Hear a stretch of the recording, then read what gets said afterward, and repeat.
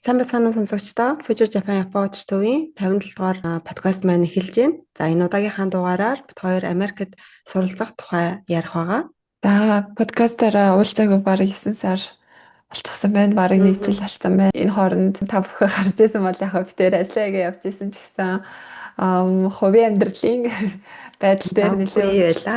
завгүй өөрчлөлт гараад завгүй байгаад ажиллаагаа явж исэн. Гэхдээ битээр одоо хоёулаа Америкт байна. Америкаас подкаст аврагч байна. Эхлээд Зака маань төрүүлээд Америкт амьдардаг байсан бол би бас ирчихсэн ингээд байж гинэ. Тэгээд подкаста жаахан завсралсан. Гэхдээ тэр хооронд бас сонсоо дугаараа хийхгүй мүү гэж толбогдчихсэн хүмүүстээ баярлалаа. Баярлалаа. За тэгэхээр өнөөдөр Америкт суралцах тухай та маань Facebook пэйж харсан бол Америкт суралцах одоо битээр туслахаар болсон юмнуудаа бэлтгэсэн сургуультайгаа гэрээ хийгээд бэлтчихсэн байж байгаа. Тэгээд тэр талаараа өнөөдөр ийм подкастын хувьд болохоор эхний ээлжинд Америкийн оюутны визийг F1 виз гэж хэлдэг. Тэгээд гэр бүлийнх нь гишүүд бүгдээрээ хэлний сургууль байсан ч гэсэн виз авч болдог. Тэгээд Америкийн ерөнхийдөө оюутны визний талаар яриад хоёрдугаарт нь манайхаар одоо ямар байдлаар зуучлуулж Америкт суралцаж болох вэ? Тэр талаар яриад тэгээ гурав дахьт нь ер нь Америкт суралцах битэр нөө Японд суралцах талаар нэлээд мэдээлэл өгдөг гэсэн. Тэгээд одоо Америкт ирсэн байгаа болохоор энэ хоёрын ялгаа ч юм уу тий өөрсдийнхөө бодол санааг ярилцъя гэдэг ийм гурван хэсгээр ер нь хувааж ярих гэж бодоод сууж байна. За хамгийн эхлээд Америкийн F1 гэдэг нь болохоор оюутны яг өөрийнх нь одоо авдаг виз байгаа тий. Тэгээд F2 гэдэг нь болохоор гэр бүлийн одоо аль бие усны эхнэр нөхөр болон хүүхдүүдэд нь өгдөг виз байж байгаа. Зарим хүмүүс бас нэг асуугаад байдаг шүү дээ. Ээж аавыгаа ингээд өөрийнхөө визэн дээр авч болох уу гэдэг юм уу тий. Хамт ингээд гэр бүл юм чинь ингээд юу ааж болох уу гэдэг. Тэрэнд бол зөвхөн аль бие усны одоо эхнэр нөхөр айлсвал хүүхдэнд л ордог байгаа. За тэгээд эхлээд F1 буюу одоо тухайн оюутан маань өөрөө сургуулаасаа I-20 буюу одоо сурах одоо эрхийн одоо бичгээ аваад тэгээд визээ Америкийн өөрийнхөө одоо оршин сууж байгаа газрынхаа Америк эзэн сайдын яамд мэдүүлээд визээ авдаг байгаа. За тэгээд тэрнтэйгээ цуг F2 буюу одоо гэр бүлийнхнийхаа визийг бас цуг мэдүүлээд авчиж болно. Тэгэх юм бол сургуультай манад хэлэхдээ гэр бүлийнхаа гишүүдийн мэдээллийг өгчих юм бол манайх сургуулаас нь хамтдаа одоо тэр нэг юуг нь визний материалыг нь сургуулаас нь аваад өгөх байгаа. Японд бол хэлнээс бэлтгэлээр явхад гэр бүлийн гишүүдээ авч болдгоо болвол Америкт болдог байх нэ гэж ойлгож болох нь. Тийм хэлний бэлтгэл ч гэсэн болдог тий. Энэ аюул давуу талтай. Тий. Тэгээд Америкт одоо бид хоёр болохоор зөвхөн хэлний бэлтгэлд сурахыг зуучлж байгаа. Тэгээд цаашаага хэлний бэлтгэлээ төгсчөөд мэдээж хүмүүс өөрсдөө дахиад магистр бакалаврт орох ч юм уу, коллежид орох, аль эсвэл үнцэн ажилд орох, өөрийн бизнесээ эхлэх ч юм уу бүрэн боломжтой. Тийм ба бас нэгээд дээрэс нь нэг хэлэх юм нь энд Америкт нэг аялын визээр ирчээд тэгээ айгүй их эндээ ингээд үлдээд сурмаар байна гэсэн бас хүмүүс байдаг. Тэр бас боломжтой байгаа. Тэгээд аялын визээ дуусгахаас өмнө хэлний бэлтгэл рүү орох одоо тэр юугээ визээ солих процесс одоо тий тэрийгэ хийх юм бол юу одоо статус буюу одоо Америкт оршин суух одоо тэр нөгөө юугээ статусаа өөрчлөх боломжтой байгаа хэлний оюутан руу шилжүүлэх боломжтой байгаа. Гэтэ энэ дээр нэг анхааруулах юм болохоор хэрвээ Америк дотроосоо хэлний одоо оюутан руу тий аялын визээс оюутны виз рүү салсан болвол гарч явах боломжгүй байгаа. Америкаас гарчих юм бол дахиж шинээр оюутны виз мэдүүлэх хэрэгтэй болчихдог. Тийм болохоор хэрвээ ингээд одоо юу гэдэг сурж авах явцдаа одоо Монгол руу ч юм уу тий Америкаас ингээд гарч явмаар байна гэсэн үнд бол одоо заавал яг Америк гаднаас өөрийнхөө одоо оршин сууж байгаа орноосоо шинээр оюутны виза аваад ирсэн нь бол зүгээр шүү тий. Яг миний бодит жишээн дээр болохоор би болохоор аялын визээр ингээд Америкт ирээд нэг сар орчим аялаж байжгаад ер нь эндээ амьдрий гэж шийдээд тэгээд аялын визээр байж авах цандаа сургуулиас сонгоод тэгээд буцаж Япон руу очоод Японоос оюутны визээ мэдүүлээд тэгээд ирсэн байгаа. Тэгэхээр одоо ямар ч айгүй хурдан хүлээх юмгүй айгүй хурдан байсан.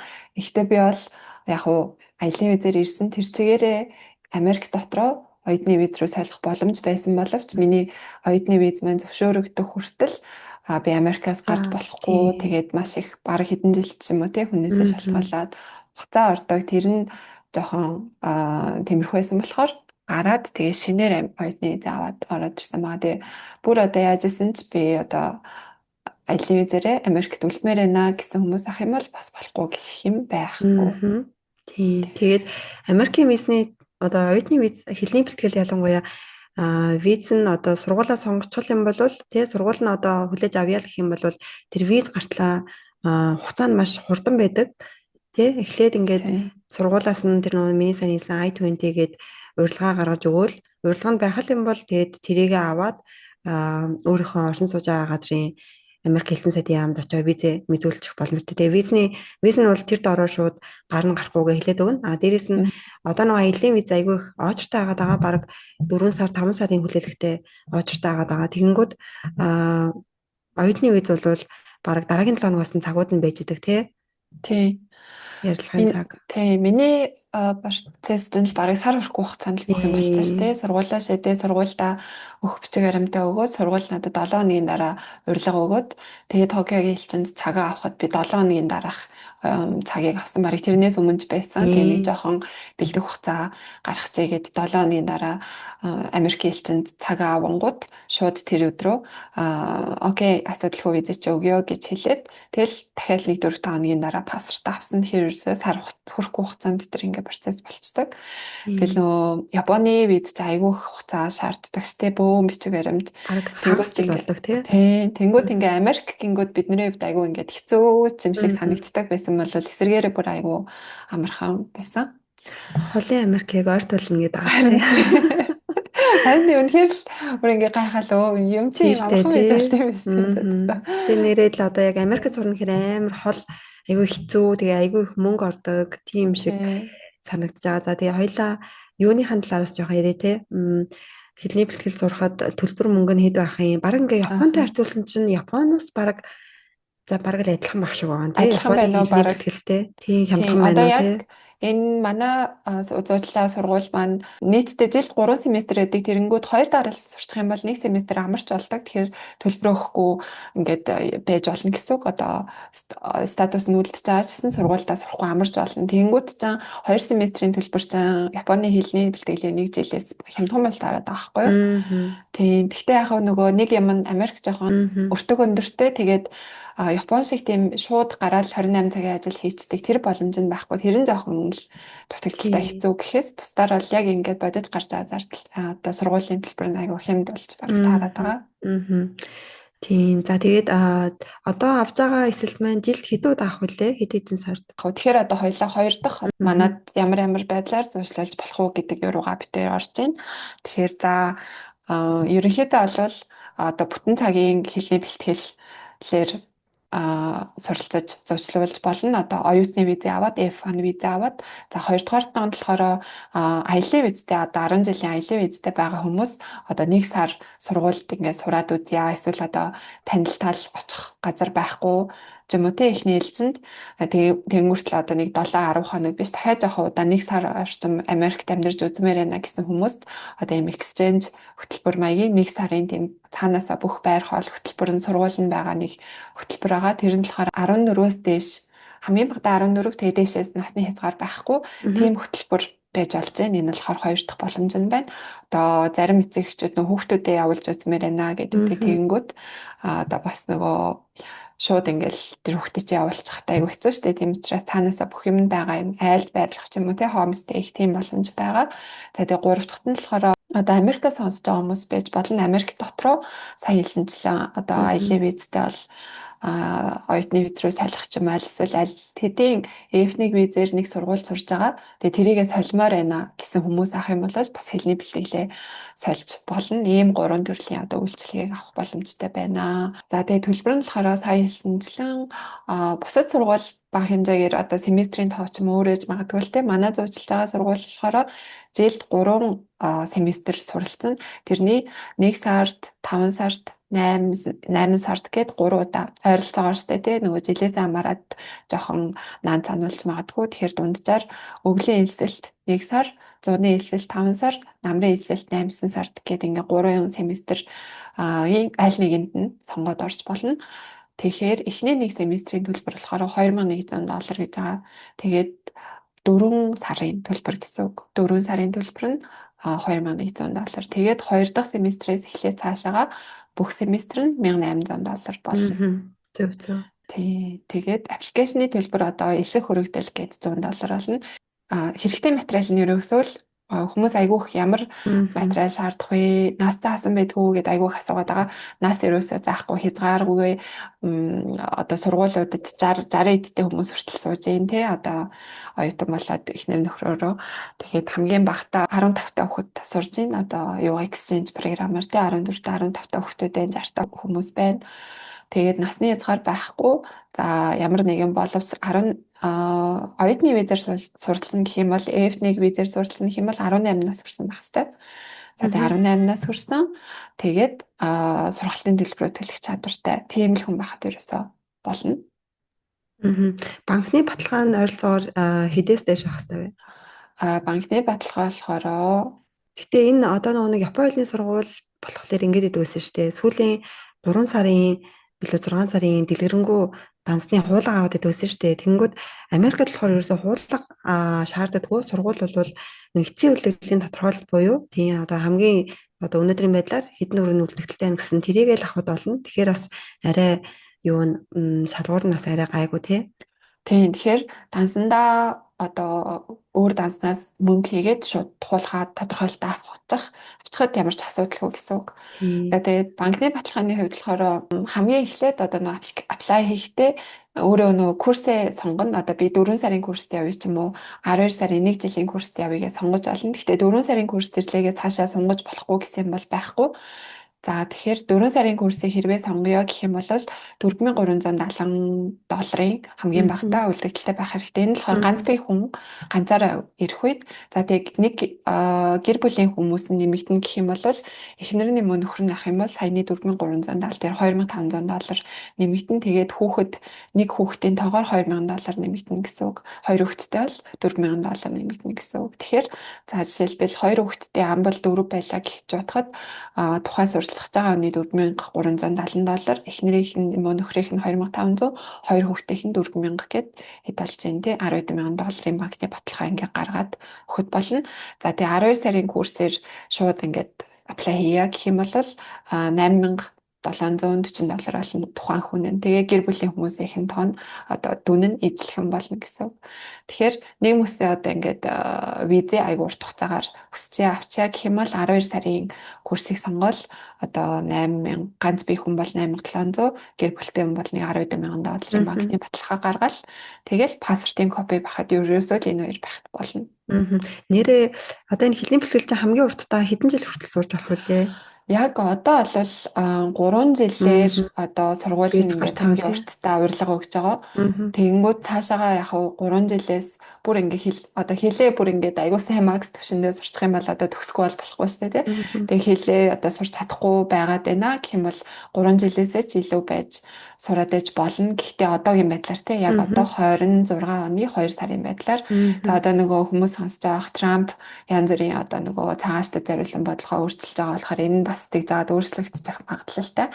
Одоо юу гэдэг 2 жилээс илүү хэлний бэлтгэл сурч болохгүй ч гэх юм уу тийм гарччихсан магадлалтай тий. Дээрэс нь Америкт ирээд нөө сүүл сая хэлсэнтэй цагийн ажил хийх боломжгүй байдаг. Гэхдээ хэрвээ сургууль дээр нь цагийн ажил байх юм бол 7 хоногт хамгийн дээдэлтэй 20 цаг хүртэл цагийн ажил хийх боломжтой байгаа.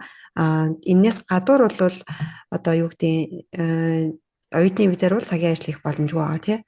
Тэгэхээр хэлний бэлтгэл яг одоо амар том их сургууль магистр бол яг сургуулийнхаа кафед ч юм уу тий номын сандан ч юм уу гэд янз бүрийн одоо дотор баримт ч юм уу тий ажил нэлээд гардаг том кампусуудад. Гэхдээ хэлний бэлтгэл бол тэгтлээ их ажил гарахгүй. Тийм учраас ажил ингээд эренгүүтээ шууд Япон шиг сайхан ингээд ажил олчихно гэсэн найдлага бас жоохон тавихад хэцүү. Тийм учраас ер нь олвол Америкт ингээд танил тал ч юм уу те монголчуудынхаа группээр тэгж одоо бэлэн гар дээр авдаг ч юм уу тиймэрхүү ажил хийдэг нь ер нь бодит байдал. Тэгээ сургуулийн хүмүүс ч гэсэн ерөнхийдөө ол мэддэг.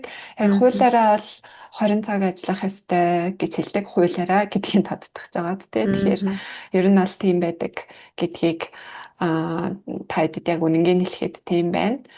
За тэгээд хичээлийн цаг хүмүүс бас нэрээ сонирхож байгаа байх. Хичээл бас 7 хоногийн 20 цагийн хичээл заавал суух хэрэгтэй. Тэгээд эрс бас чухал. Одоо нөгөө Японы хэлний бэлтгэлүүд чи эрснээсээ хамаарат цаашаа визэн сонгохгүй гэдэг. Америк тэр тал дээр бол яг ажиллахан эрс чухал. Эрс багасчих юм бол сургууль нь одоо визээ чинь сонгож өгөхгүй гэд тэгнэ. За тэгээд 7 хоногийн 20 цагийн хичээлээ болохоор манай зуучилж байгаа сургууль танилцуулж байгаа сургууль маань өглөөний анги гэж байгаа. Тэр нь өглөө 9-өөс 1:30 хүртэл. Тэгээд оройны анги гэж байгаа. Тэр нь орой 5-аас орой 9:30 хүртэл гэсэн энэ хоёр ангиас сонгоно. Тэгээд 1-ээс 4-р хооронд хичээл нь 5 дахь хагас амтнасанд хичээл ордоггүй. Тэгээд нэг бол бас нэрээ 2 өдөр хичээлээ шахаад үзчихэж байгаа тий. Тэр нь болохоор өглөө 9-ээс орой 5 хүртэл гээд 7 хоногийн 2 өдөр хичээл яваад бусад 5 өдөр намарч болохоор тийм анги байх. Тийм. Тэгэхээр яг хэрвээ одоо өдөр болгон хичээл суух боломжгүй ч юм уу те завгүй өндөр хүмүүс бол тэгээд энэ шахаад бас үзчих боломжтой. Энэ нас айгүй зүгээр санагдсан. За тэгээд байрны талаар нэр ярих байлаа. Байр болохоор бас сургуулиас эхний ээлжинд homestay бас байж болно. Эхний ээлжинд Америк айл байж болно. Тэрийг сургууль тусалж өгнө гэж байгаа. Тэгээд бас нөгөө байр түрээслэх ч юм уу тий оюутны байр маягийн тийм байр бас бэлдэж өгнө. Одоо сургуулиас танилцуулж өгж байгаа байр нь таалагдахгүй хам бол мэдээж өөрөөсөө байр түрээслээд хүмүүс энд нөгөө Facebook-ийн marketplace дээр их байрны зар тавьдаг юм шиг байгаа тий. Тэгээд тиймэрхүү тийм байр түрээслэх юмнуудаас хүмүүс хараад айлын өрөөнд ч юм уу тий байж болж байна. За тэгээд ер нь хамгийн одоо зүгээр юм нь одоо найзтайгаа ч юм уу те танд хүн байгаа бол тэр нийлээд байр түрээслэх ч юм уу тийм. Эхний ээлжинд Америкт бас байр түрээслэх нь өөрийнхөө нэр дээр нөгөө кредит скор хэрэгтэй ч юм уу те яг шинээр яг өөрийнхөө нэр дээр байр түрээслэх нь бас жоохон төвхтэй мөлий. Тийм болохоор эхний ээлжинд нэг дастлаад түрээсэн байр сургуулиас танилцуулж өгөх байранд байх боломжтой. Тэгээд Америкт ер нь нөгөө ялангуяа манай одоо энэ сургуулиуд маань болохоор Сиэтл хотод за бас Юта мужид гээд 2 мужид байгаа. Тэгэхээр Ютад ялангуяа сургуультайгаа ойрхон байранд орохгүй бол заавал машин хэрэгтэй. Тэгтээ яг автобус байгаа л та. Заавал гихгүй тэгтээ машин таах юм бол илүү амьдрахад амар болно. Тийм яг гэхдээ автобус, метро энэ төр бол явж байгаа тий. Тий. Сиэтлд бол бараг машингүй байсан ч бараг гайгүй. Ютад бол юунд байгаадсэн те Флоридад бас байгаадсэн те Флоридад болохоор нөө exchange хөтөлбөрөөр маань одоо яг 7 сард явах боломжтой. Тэгээд байнгын одоо энэ full time F1 визээр сурах сургууль маань болохоор одоо яг нэгдэж байгаа юм билээ. Одоо ондоорой эсэлтэй авах боломжгүй байгаа. Тэгж аваад утахгүй нэгтгэхэр байгаа. Одоогоор болохоор 3 кампус байгаа боломжтой. Тэгээд цаашдаа Флорида болон тэм зүүн иргэн хотуудад нэмэгдээд явахаар байгаа юм лээ. За тэгээд exchange програмынхаа талаар жоохон ярихад за саяны тэр нөгөө 14 наснаас дээш хүмүүс орох боломжтой аялын виз аль хэдийн авсан байгаа. Энэ хүмүүст 1 сарын хөтөлбөртэй одоо туршлага солилцох сургууль гэх юм да тий 1 сарын айлд байрлаад тэгээд энэ нь болохоор 1 сар 7 сар дэлсэлт дээр орж болно. 1 сард нь болохоор Юта мужид болохоор өвөл айгуу гоё цас ордог цаны баазтай өвлийн ойлын зохиогдчихсан Соллейк хотод тийм байдаг. Тэгэхээр нөгөө активити юу хийх боломжтой гэдгээсээ л сонгож одоо энэ курсуудыг хийсэн болов гэж бодсон. Тэгээ 1 сарын хэлсэлтэнд ирэх хүмүүс болохоор одоо санаар гулгах юм уу тий өвлийн активити хичээлийн бус цагаараа хийхэд айгуу зүгээр ялангуяа хүүхдүүдэд тий. Тэгээд 107 сард болохоор Флоридад байрлал нь тэр нь болохоор одоо аюу гой далайтай газар учраас далай одоо зуны активитиг хичээлэх гадуур хийх боломжтой. Тэгээд энэ мэдээж цаанаасаа юу орцсон $4,500 гэж байгаа. Нэг хүний онгоцны зардлаас бусад зардал нь бүгдээрээ ороод тэгээд хоолунд байр активити төлбөр орсон болохоор юунаас арай үнэтэй байгаа мэдээч тэгээ сургуулийнхын төлбөр бас орсон. Гэхдээ энэ бол одоо хүүхдүүдээ Америк үзүүлэх юм уу те өөрөө ингээд заавал хүүхдүүд биш өөрөө одоо ингээд Америкт байж сургууль сурж үзье гэсэн хүмүүст бол айгүй боломжийн юу санагдсан. Аа. Одоо тэгээд Тийм. хэрвээ за 7 сарынхад нь бүртгүүлээ гэвэл хизээ хүртэл бүртгүүлэх боломжтой вэ? Яг сар гарны өмнөөс хамгийн Аа. сүүлд нь бүртгүүлэх боломжтой. Тэгэхээр Аа. айгүй бас заавал их амар эртнээс бэлтэх шаардлагагүй. Аа. Тэгээ тухай үедээ хүмүүс асуугаад явах бах тий. Одоо тэгээд нэрээ Америкийн визгүй ч гэсэн за одоо энэ аялын виз аваад за тэгээд энэ 1 сарын солилцооны хөтөлбөрт бүртгүүлээ сурмаар байна гэсэн байгаа хүмүүст манайх аялын визийг нь дэлхийн одоо аль ч оронд амьдарч исэн хийж өгч байгаа. Тийм учраас хэрвээ одоо визгүй аялын визгүй байгаа гэж санаа зовлтгүй тийм одоо Монголоос, Японоос тий Солонгосоос ч гэдэм үү амьдарч байгаа газраасаа визийн мэдүүлээд бас авах боломжтой байгаа. Тэгээд нэг юм хэлэхэд энэ жил Америкт дэлхийн хөлбөмбөгийн нөгөө нэг аврах шалгаруулах тэмцээн бол зохиогдож байгаа. Тийм учраас монголчууд манаас нөгөө тэрийг үзэх гээд айгүй их Америкийн виз мэдүүлж илээ. Тийм болохоор Америкийн визний цаг бол нэлээд одоо 5 сарын сүүлийн хоногуудын цаг л одоо хамгийн наадлын цаг байгаа байхгүй юу. Тийм болохоор хэрвээ энэ 7 сарын сургалтанд явъя гэж бодож байгаа бол одооноос эхлснээс бас аяллахын визийг мэдүүлж авахгүй бол виз маань яг юундээ амжиж гарахааргүй болчихж магадгүй. За хөтөлбөртөө амжиж. Тийм. Тэгэхээр одоо 26-ны 2 сар байгаа гэдэг чинь 5 сар бараг 6 сард очиж байгаа. Тэгэхээр бараг 4 сарын аялын визийг 4 сарын хүлээлгтэй болчихсон орно гэсэн үг болно. Тийм.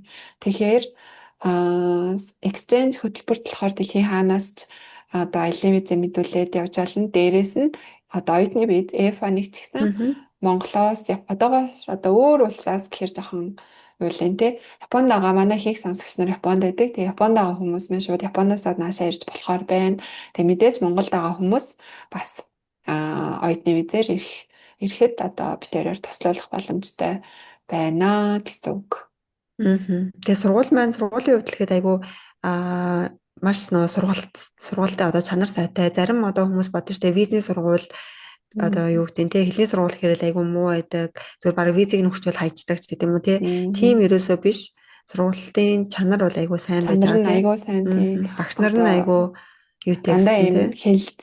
юм хэлзүүгээрээ мэрэгчсэн тийм мэдээж native багш нар яг цэвэр Америк багш нар тэгээд зүгээр нэг юм өөртөө одоо нэг багш л гэхэд би 6 хэлээр ярьдаг, нэг багш гэхэд би 4 хэлээр ярьдаг гэдэг жаа байхгүй. Тэгэхээр зүгээр нэг юм Японд ч бас зарим сургуулиуд нэг тийм байдаг шүү дээ. Зүгээр л нэг юм Япон хүн байж байдаг тийм зүгээр л нэг юм заах юугүй Япон байж байдаг шүү дээ. Тийм биш бүр яг ингээд хэл шинжилээрээ төгссөн багш нар байгаа мөлий. Гэхдээ яг хуу өөр миний мэдхээр тийм багш нар байна те өөр Мексик гаралтаас ч юм уу те өөр багш мэдээж байж магадгүй. Гэхдээ айгүй ур чадварыг нь харж авдаг санагдсан. Тэгээ хөтөлбөр номнууд нь бүгд ингээд сургууль нь өөрөө жишээлбэл Японд бол Минано Нихонго яг тэр ном сайн болохоор л бүх юмуд хэрэгэлдэг багтал та. Тэнгүүд энэ сургууль өөрөө ийм оригинал номтой сурах бичгтэй. Тэгээд сургууль нь өөрөө одоо тэр рекорд ч юм уу те юм уу бүгдийг нь өөрсдөө ингэж хийдэг. Бүр өөрсдөө гэсэн ийм оригинал хөтөлбөртэй тийм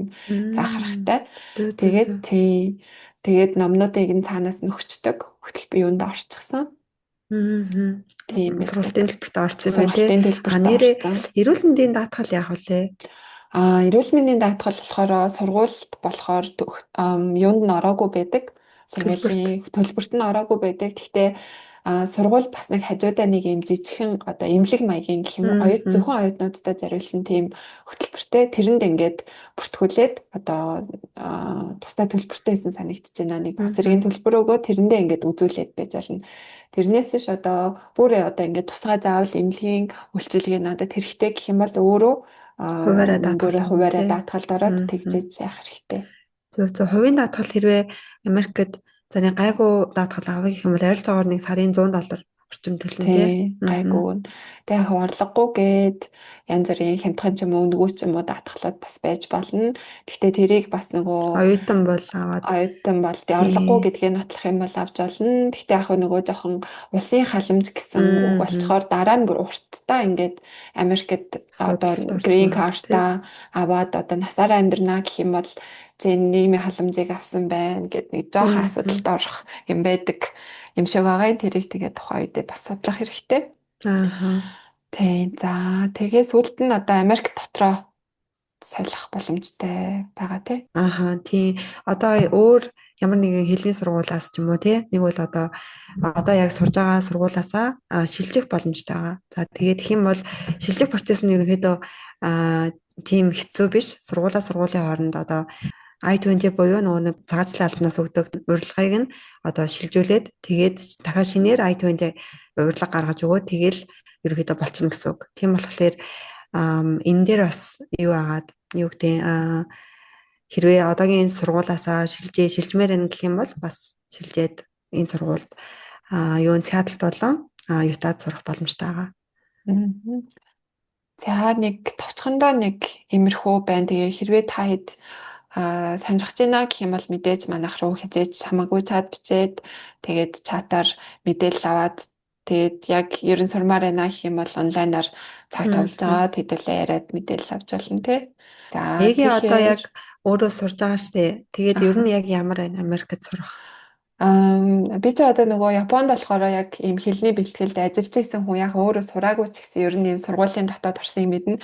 Тэнгүүтээ Америкт өөрөө ингээд сурахаар сургалтын чанарын хувьд ч яг одоо сайн хэлснээр нөгөө багш нар нь айгуу тийм чанартай багш байдаг юм шиг санагдчихээн. Тэгээ хөтөл. Би болохоор ерөнхийдөө яг үнэндээ бол бас нэг ийм Америкт хүмүүс хэлний бэлтгэлд сурна гэж нэх их сонсогддгоо шүү дээ. Нэг ийм яг нөгөө мастерт тэтгэлгээр ч юм уу те эсвэл Америкт бол одоо биш ээ зүүн өмнөд Филиппин руу англи хэлний сургууль ч юм уу. Тэгэхээр нэг сайн биш гэдэм болов уу гэж би бас бодож байсан. Тэгсэн чи яг Америк хэлний бэлтгэл айгүй тийм чанартай санагдчихж байгаа. Яг одоо бол цаашаа бас тийм ямар ч одоо виз рүү хөрвөх энэ төр боломжтой гэхээр бас зүгээр ерөнхийдөө бол хэл мэдэхгүй Америкт амьдраа гэж байгаа хүмүүс бол англи хэлний бэлтгэлээр ирэх нь хамгийн зөв сонголт юм байна даа л гэж ер нь бол бодож байгаа. Тийм. Америкт ер нь тэгээд хэрэг амьдраа гэж бодож байгаа бол хэлгүй бол ер нь тийм боломжууд бас айгүй хязгаарлагдмал хэцүү байдаг тийм учраас хэлийг нь эхлээд сураад тэгээд дээрэс нь айгүй одоо бакалавр магистр сурж ирснаас бараг хэд дахин илүү хямдхан төлбөрөөр тийм Америкт ингээд хэлний бэлтгэл сурах боломжтой гэдэг нь айгүй зүгээр Америкийн багийн хэлний бэлтгэл нь Австрали, Канадын хэлний бэлтгэлээс хямдхан байсан. Тийм тий. Одоо гол түрүүн хэлсэнчлэн нөгөө амьдрах зардал ажил энтрэл одоо юу яаж чадах юм бол одоо сүүлийн үед бас онлайнаар ч юм уу тий хуваараа одоо орлоготой олцдог мөнгө олцдог болсон хүмүүс байгаа шүү дээ. Тэгэнгүүт тэр бол айгүй боломжтой байхгүй юу тий. Цагийн зөрүүтэй болохоор өглөө ч юм уу хичээлдээ аваад оройн ингээд ажиллаа хийчихэд яг Монголын өглөөний цаг болж байдаг. Тэгэхээр айгүй боломжтой. Тэгээд орчинд нь сурах гэдэг ер нь айгүй юу юм байна гэж би бодлоо. Тий. Би тэгээд Японд байхдаа би онлайн Eikaiwa гэлтэй онлайнаар Филиппин багш эднэрээр бас хичээлүүд нэр авч ирсэн. Тэгээд тэр хүмүүс бас л нэг зүгээр англи хэл мэддэг, англиар ярьдаг хүмүүс байдаг гэсэн. Тэг би ингээд энэ яагаад юм гингүүт ингээд надад ерөөс хариулж чаддгүй гэсэн болохгүй юу. Тэнгүүд одоо болохоор ингээл янгууд багш нар ингээл яг бүр ингээд мэрэгжлийн үүднээс ингээд хариулж өгөнгүүт нь ёо гэлтэй юмштэй гэл. Тийм штэ. Тийм. Тэгээд орчинд нь сурах гэдэг чинь бас айгүй чухал юм байна гэж бодож байгаа. Тэгээд дээрэс нь ингээд эрс мэрс юм дээр яг юм чанга зөв мөртлөө зарим юм дээр ингээ Америкийн нэг юм чөлөөтөө эрх чөлөөтөө гэдэг юм энэ бас хажуугаараа байгаад байгаа болохоор бас айгүй гоё нэг юм эрх чөлөө мэдрээд гэх юм уу. Тэгсэн мөртлөө ингээ хичээлдээ хийх юм хийх мөртлөө энэ зайдах юм энэ зайдсан гэдэг юм уу те. Тийм юмд баригдахгүй. Ер нь бол Америк нөгөө Японоос Америк руу ирэхээр өмнө ч гэсэн подкастуудаар ярьжсэн байж байгаа. Тэгээ айгаа юм чөлөөтэй гоё байдаг нэг юм яг юм зинхнэр амьдарч байгаа юм шиг санагдаад байдаг шиг. Тийм тэр тал дээр тийм шүү. Тэгээ Америк ер нь яг нэг Япон Монгол хоёрын яг нэг дунд нь байгаа шиг байгаа. Яг хитрхи тийм амар хатуу ингээд яг Япон шиг бүх юм ингээд амар эмгцэгттэй тийм яг баригдмал биш. Тэнгүүдээ монголчин болохоор ингээ хаана юу болж байгаа хөл болгоно мэддэгддэг шүү дээ тий. Тэрэн шиг тийм одоо тийм замбраагүй биш. Яг ингээд юмнууд нь ерөнхийдөө ингээд зэгцтэй. Гэхдээ ингээд тодорхой ойлгомжтой байдаг. Тийм. Тэгэхээр яг айгүй тийм нэг юутэй эрх чөлөөтэй тий. Амьдрахад бас стрессгүй. Тэгмээр өөрөө яамаар энэ тэрүүгээрээ одоо жишээлбэл тэгэл багш нарт эрс чухал гэж ааж гисэн багш нартай ингээд би ийм эмнэлэгт үзүүлэх хэрэгтэй юм ийм ажиллаа нэг окей асуудалгүй явцаад ир гэл тэгдэг тэнгүүд эртснээс хасахгүй тэгэл чи өнөөдөр гол нь надад ингээ юу болж байгаа өнөөрэ хэлэх хэрэгтэй хэлэхгүйгээр зүгээр явчих юм бол би чамайг тасаар аавна чи өдөр болгон одоо ийм асуудалтай байна гэд Зүгээрээ чи надад ингээл бараг 4 хоногийн 2-д нь хэлсэн жисэн би чам окей гэж явуулна. Ирснээс асахгүй чиний одоо юу? Тэгээ гол нь чи надад үнэн байх хэвээр юм айлх хэвээр гэл тэнгууд ингээл амар юм эрхчлөөтэй одоо юм Мгм. юу санагдаж байгаа тийм. Мгм. Тиймэрхүү байна да. Мгм. Зөв Орчны зөв. од тий. Тэгэл хоол ундны хувьд эхлээд ингээл хоол унд жоохон одоо амтхүү Япон гоё мөн гэсэн одоо Мгм. бүр тасчихжээ. Мгм. Мгм. Тэгээд Тийм дэлгүүрээс тий. гоё гоё тий юунуудаа ногоо бүх юм л байж байгаа юм чинь баг тий. Мгм. Тэгээд нэрээд юуны хувьд Өгтөгөө. уртхийн хувьд болохоор Мгм. нөгөө дэлгүүрээс юу лээ бараа хүнс аваад явах Тий. Японтой ер нь ялгаагүй. Мгм. Costco энтрээс авчингууд бараг Японоос бараг зарим минь хямдхан ч байгаа даа юм шиг бас Мгм. Тийм санагдаад тий. байгаа тий. Жимс энтер бол ялангуяа тий. Тий, Жимс жимс ногоо. ногоо тийм Мгм. хүнсний юмнууд бол Мгм. тэгэхээр үнэхээр одоо Америкт сурья, Америкт амьдармаар байна гэж яг хав сүүлийн үед нөгөө Трамп янз бүрийн гадаад хүмүүсийг яаж байгаа нь тэр үнний хувьд бол үнэн. Гэхдээ ингээд гэмт хэрэг төвөгт орооцолцсон асуудалтай тийм хүмүүсийг үнэхээр шахаж байгаа нь бол үнэн тий. Тэг ингээд Мгм. визээрээ яг ингээд ном ёсороо явж байгаа хүмүүст бол ямар ч мэдрэгдэх юм байхгүй байгаа. Тэгээд яг нөгөө ажилд орох нь бас хэцүү болж байгаагийн хувьд бол үнэн тий. Мгм. Тийм. Гадаад одоо оюутнууд ялангуяа Мгм. оюут одоо бакалавр юм уу мастера төгссөний дараа OPT гээд ажиллах эрх өгдөг байгаа. Тэгээд тэрүүгээр бол Мгм. ажилд ороход бол урдныхайг бодох юм бол арай хэцүү болчихсон. Мгм. Тийм компаниуд бол Компаниудад нь нөгөө шаардлагыг нь тийм өндөрсгсөн болохоор тэгэхээр компаниуд одоо арай одоо мөнгө төгрөг гаргаад гадаад хүн авах уу өөрсдийнхөө улсын хүмүүсийг авах уу гэхээр өөрсдийнхөө тийм улсын хүмүүсийг аваад байгаа. Гэхдээ чамд одоо тухайн одоо инээзив Америк хүмүүсээс илүү чадвар авах мгм юм бол тэгэл үнэлэгдэн ажилд орч гэсэн үг тий тий. үнэлэгдэн гэсэн үг тий. За хоёлаа сүлд За. нь Японд сурах, Америкт сурах ялгаа Тийм сая хэлсэн тий. ерөнхийдөө бодол ярьчихлаа тий. Тийм тий. Тийм, Японы сургууль яг Японы давуу тал нь гэх юм бол цаанаасаа ямар ч хамаагүй ажил 28 цагийн ажил их Мгм. хэрэг нь олгогдчихдаг. Америкт тэр нь байхгүй байгаа нь л хамгийн сул тал болж байна л да. Бусад Тийм тий. талаараа л Америкт одоо юм танил талтай эхний одоо нөгөө уучраа холтол нь одоо танил Мгм. тал юутай байх юм бол Америк нь тэр талаараа нэг юм дутаад ах юм байхгүй те монголчуудын Тийм. community-д ороод тийм кашер аваад ажиллах ажил бас харцангуй их байдаг тийм болохоор тэр тал дээр яах юм бол те бид хоёр мэдээж чадах юм байх юм бол бас л н одоо бид хоёр эндээ байж ах юм бол бид хоёр болохоор юуцаа мужтай байж байгаа. Сайталт болохоор байхгүй. Тэгэхээр орох юм байх юм бол чадах юмараа туслаад Мгм.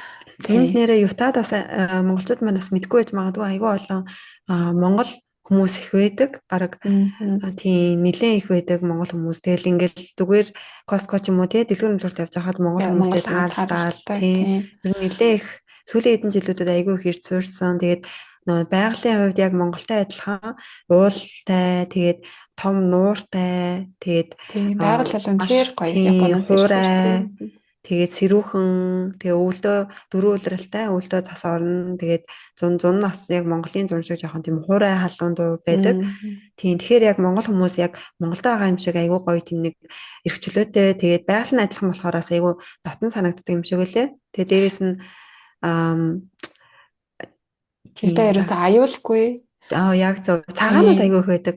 Ер нь Ерөөсөө бол одоо тийм. тийм Яг тийм юуны хувьд нөө нэг аюул тийм одоо нэг эвгүй юунууд эдэн штэ тий одоо юу гэмт гэдэг хэрэг ч тий юм уу те тий тийм янз тий бүрийн тийм ерөөсөө бараг байхгүй л гэж хэлэхэд болно доо маш тий аюулгүй тэр нь аюу гоё байгаа тий нэг юм Америкийн зарим одоо хотууд тий Калифорниа ч юм уу мм те тийм өөр Нью-Йорк ч юм уу те том хотуудад байдаг тийм эвгүй хүмүүс бол ерөөсөө огт мм ирснээс хойш би л нэг ч орж чараагүй. тий энэ нэг цагаанууд их амьдрын гэдэг чинь бас айгүй давуу талтай юм билэ.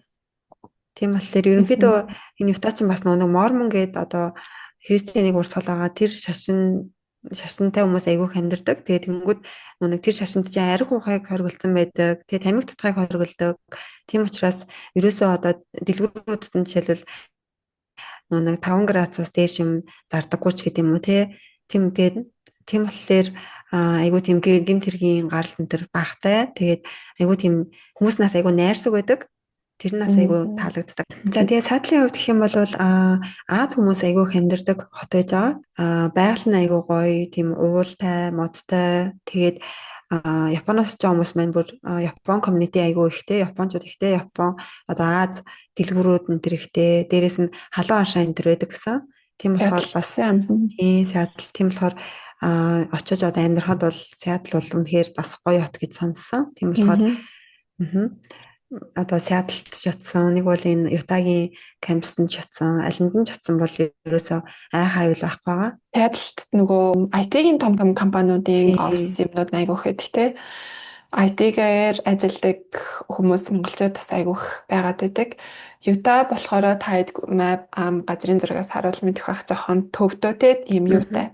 Төв газарт тэгээд Лас Вегас руу хамгийн ойрхон том хотууд гэвэл Ютагаас Лас Вегас хамгийн ойрхон машинаар нэг 5 цаг орчим явцдаг. Сиэтл болохоор далайн ирэг дээр байдаг. Тэгээд айгуу тийм хотоогоо ер нь Юта бол нэг жоохон зайдуу хөдөөрхүү гэх юм уу. Гэтэ Соллек бол яг тийм хот яг хөө зайдуу ч гэсэн. Тэгээд Сиэтл бол бас тийм том хотоо гэж тийм хоёр өөр орчин гэж ойлгоход болно.